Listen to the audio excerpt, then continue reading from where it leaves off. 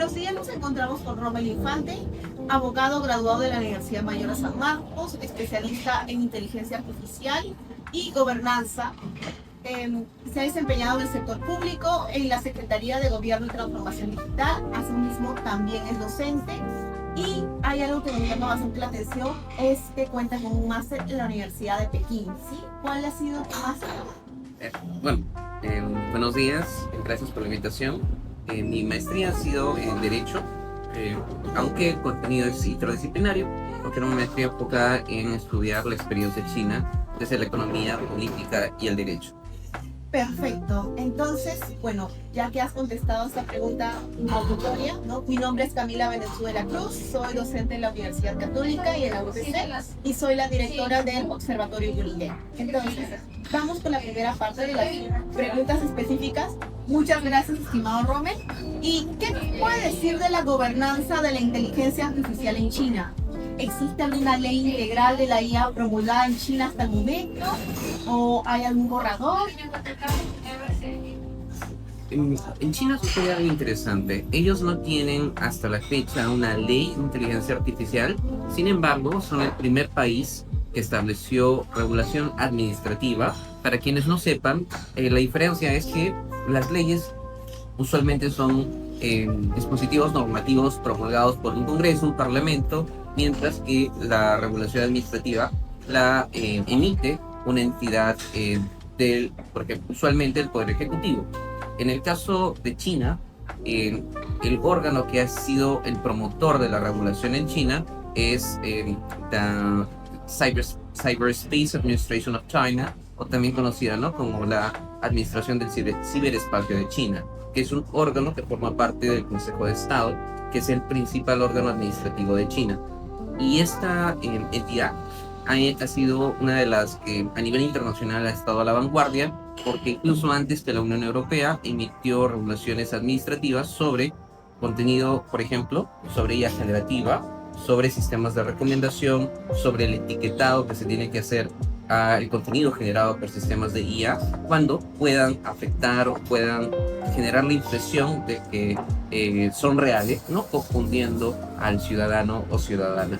Entonces, este conjunto de dispositivos son los que hacen que al día de hoy China tenga no solo regulación en casi todos los ámbitos, que abarca gran parte de lo que se ha hecho en otros países, sino que también es el primer país con experiencia práctica. Fue el primer país, por ejemplo, en establecer como obligación que las empresas de tecnología tenían que registrar sus algoritmos de inteligencia artificial, y ha sido el primer país con experiencia generando este registro. También ha sido uno de los primeros países en generar auditorías de los sistemas de inteligencia artificial. Y yo te diría que en general algo que no se está haciendo es ver y aprender de esa experiencia para poder tomarlo, ¿no?, y sacar algo que nos pueda servir para nuestra realidad local. Perfecto, interesante, porque usualmente solamente pensamos en la Unión Europea como un gran modelo, pero en realidad también hay otras perspectivas de China, y qué genial que desde tu experiencia nos puedas comentar, ¿no?, cómo ellos lo plantean, y no es más allá de leyes, ¿no? Ellos son pioneros, como bien nos está señalando. Y bueno, aquí va otra segunda pregunta, que es: otra de las temáticas vinculadas e importantes con la gobernanza de la IA es la protección de datos o tratamiento de datos, ¿no?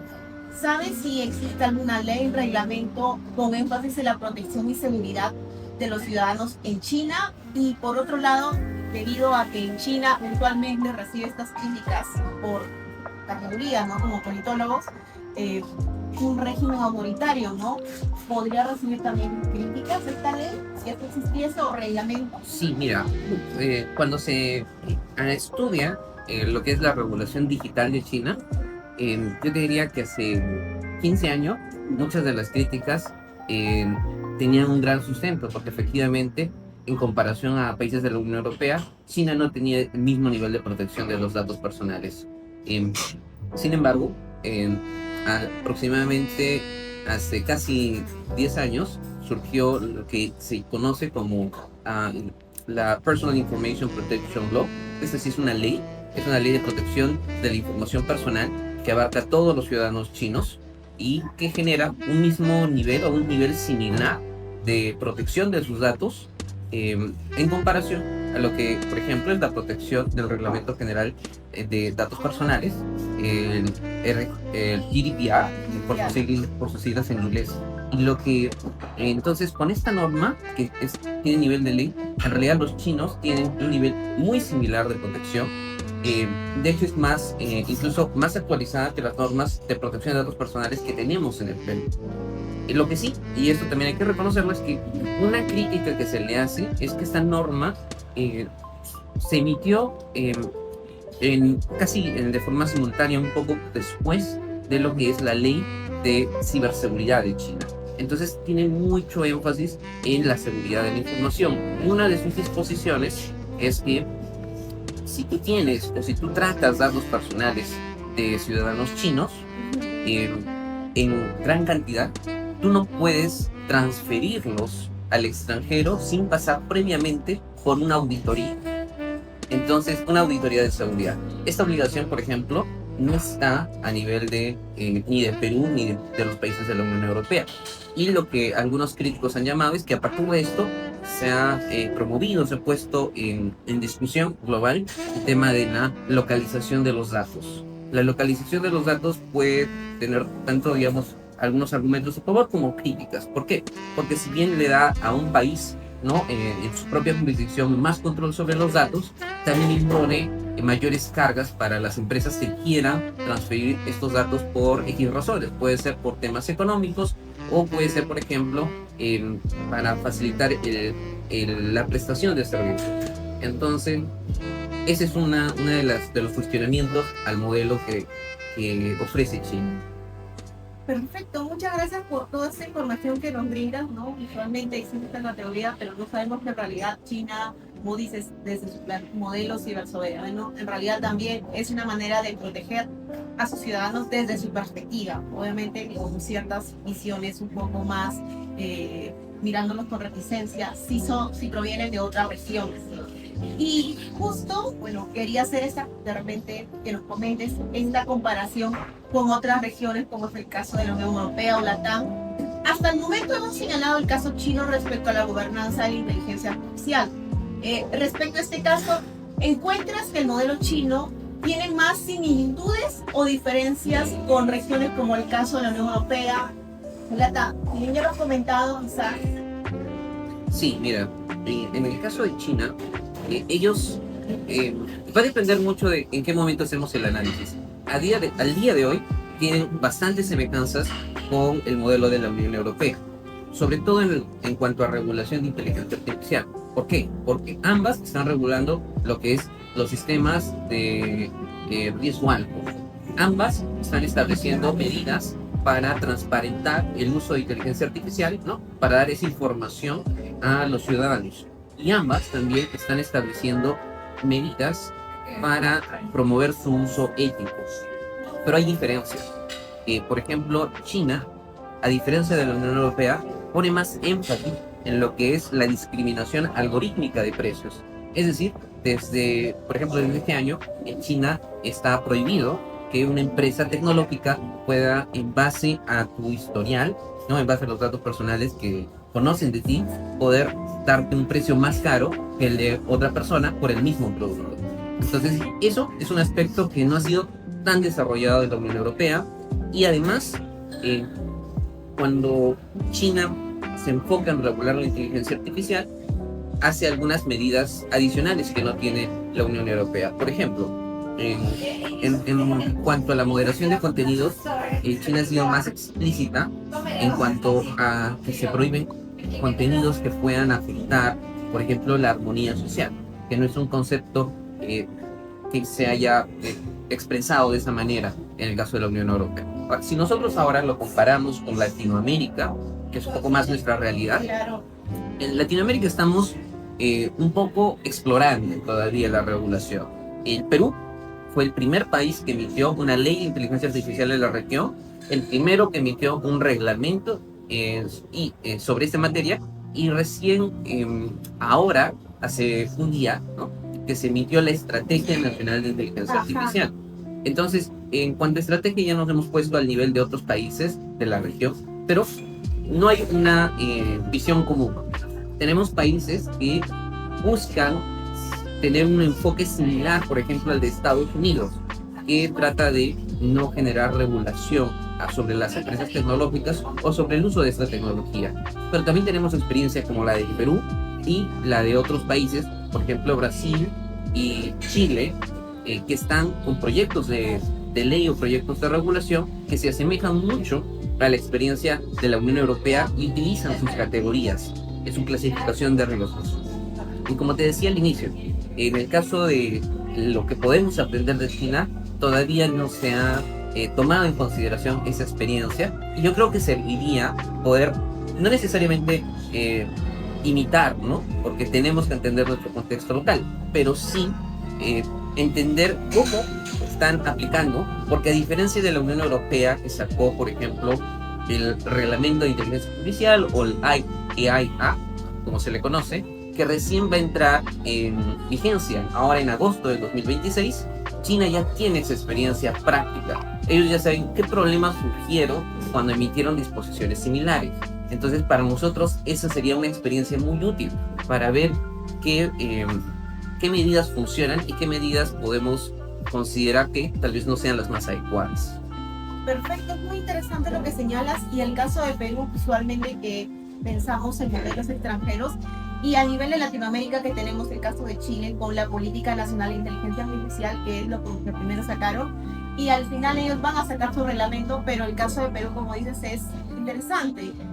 Y bueno, ya que has mencionado el caso de Perú, tal como señalé en la introducción, usted ha formado parte de la academia, ¿no? Se desempeña en el sector público del Perú también, actualmente en el Jurado Nacional de Elecciones. Sí, correcto. Entonces, ¿cuál es tu opinión respecto a la gobernanza de la inteligencia artificial en el Perú?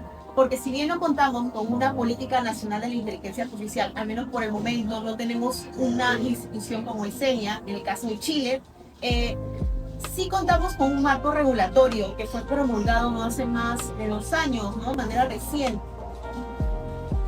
Mira, ese es un tema interesante. Ahora te voy a dar mi opinión a título personal. Claro, a nivel de Rommel Infante. Como Rommel Infante, exacto.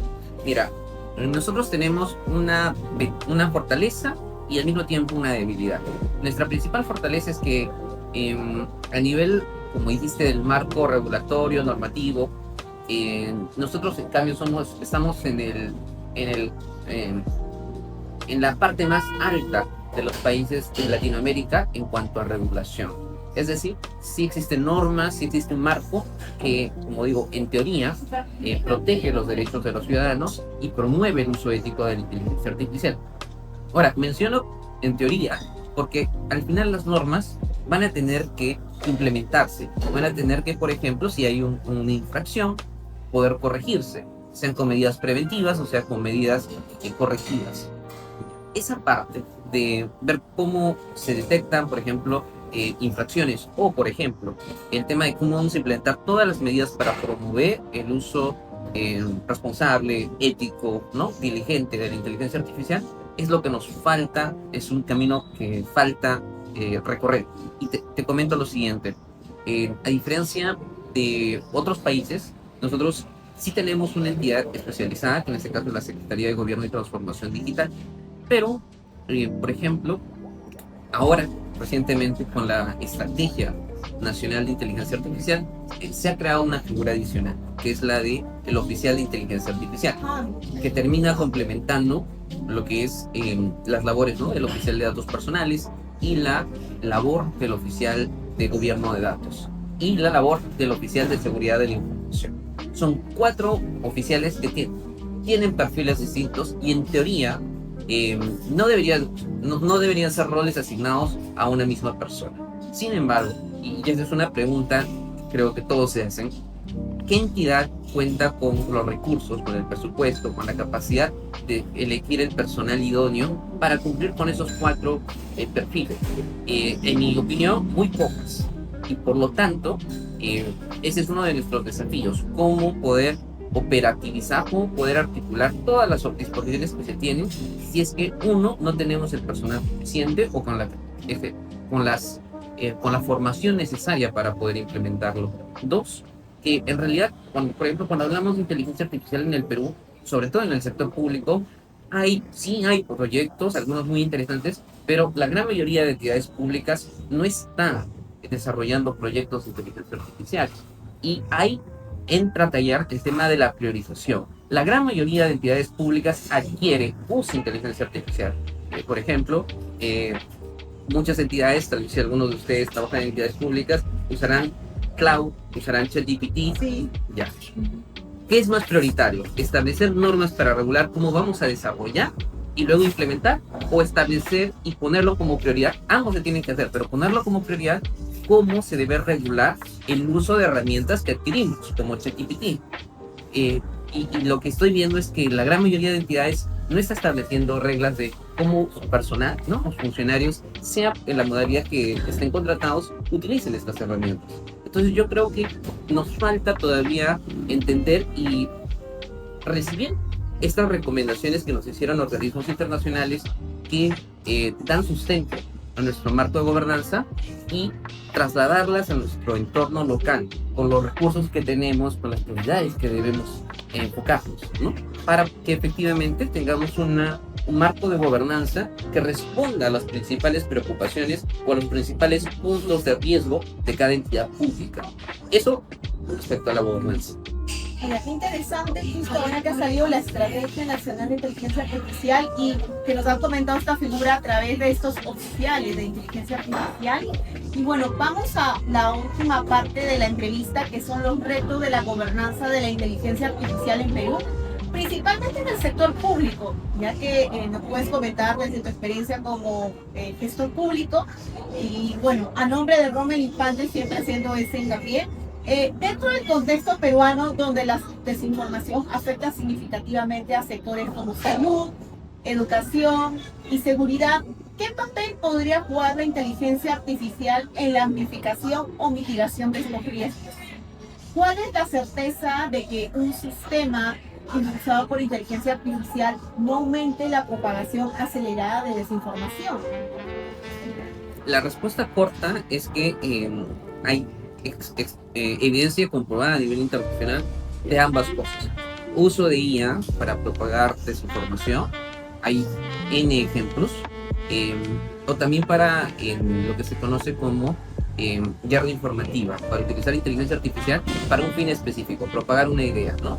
O por ejemplo, ni siquiera usando inteligencia artificial, sino simplemente bots dentro de redes sociales. O sea, eso es una realidad. Y ahora, por ejemplo, en el periodo electoral en el que estamos, es una realidad también. Pero también, sí, también se puede utilizar la inteligencia artificial para, por ejemplo, informar a la población, para apoyar en los procesos de verificación o fact-checking. De hecho, hay iniciativas de entidades públicas que están trabajando en ese sentido, de tal manera que podamos usar también esta tecnología para contrarrestar la desinformación que viene surgiendo. Ahora, al igual, al final del día, la inteligencia artificial es una herramienta.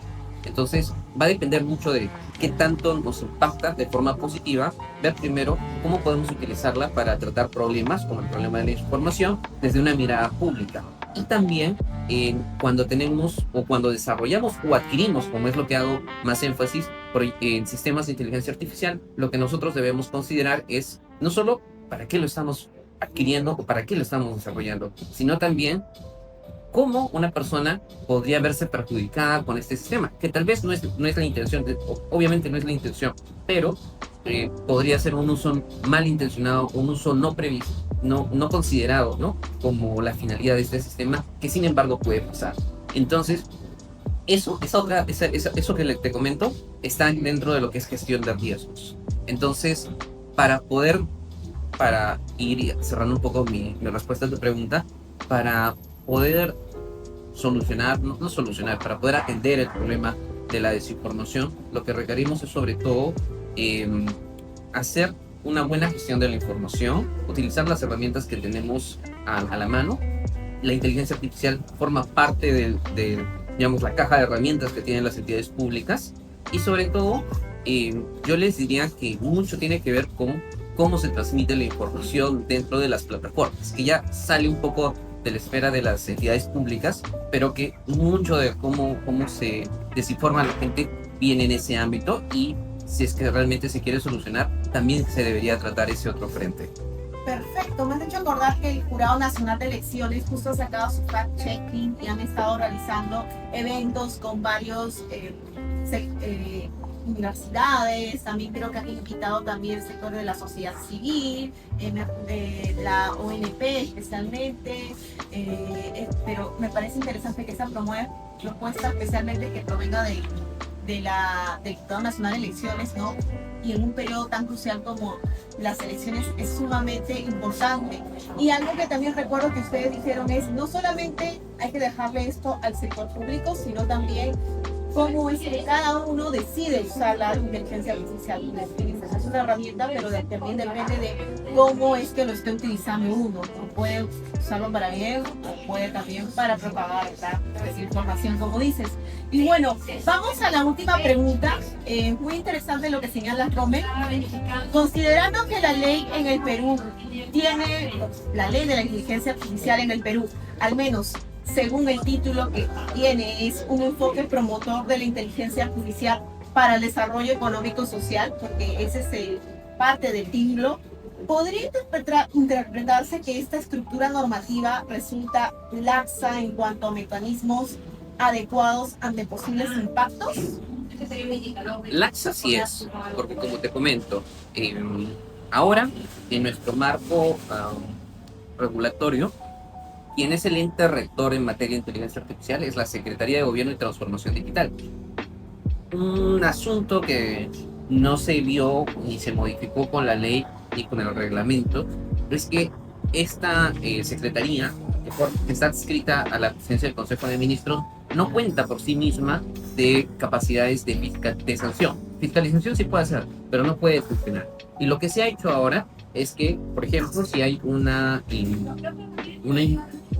se detecta una infracción, la Secretaría cursa la información a la entidad competente. Si es, por ejemplo, tema de datos personales, con la NPD; si es tema de consumidor, con Indecopi; si tiene que ver con algún delito, con la unidad especializada en ciberdelitos de la Policía Nacional del Perú; y si es cualquier otro tema que tenga que ver con una entidad pública, a la Contraloría.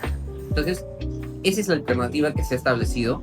Todavía falta ver cómo se va a implementar, si va a dar resultados o si esta articulación al final no va a terminar plasmándose en, digamos, medidas correctivas.